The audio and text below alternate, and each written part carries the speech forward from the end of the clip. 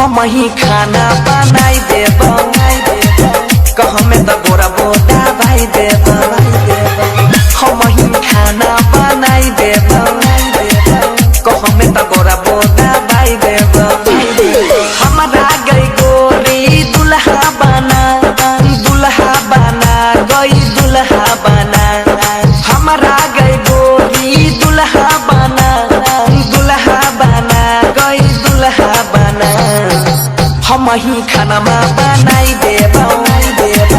कहमें तो गोरा बोदा भाई देब हम ही खाना बनाई देब कहमें तो गोरा बोदा भाई देब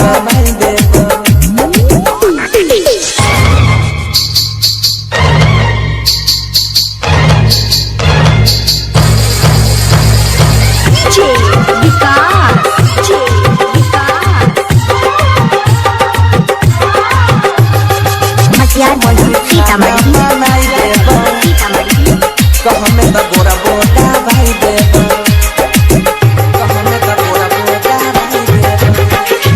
हमारा सन कने मिलता के दुल्हा दिव्या बार के गोरी खोई जाले दिव्या बार के गोरी खोई जाले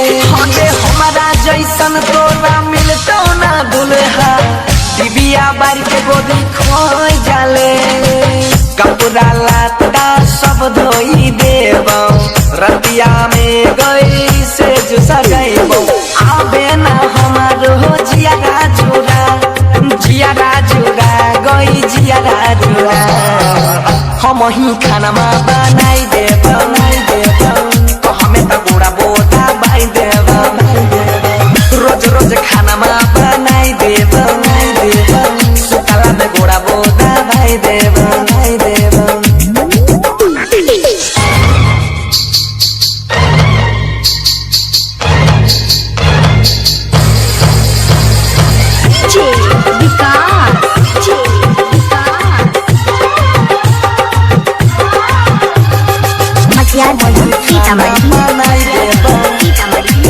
कहमें तो गोरा बोदा भाई देब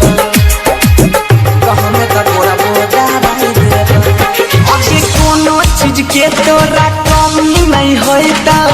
बापू हमर अमीर गे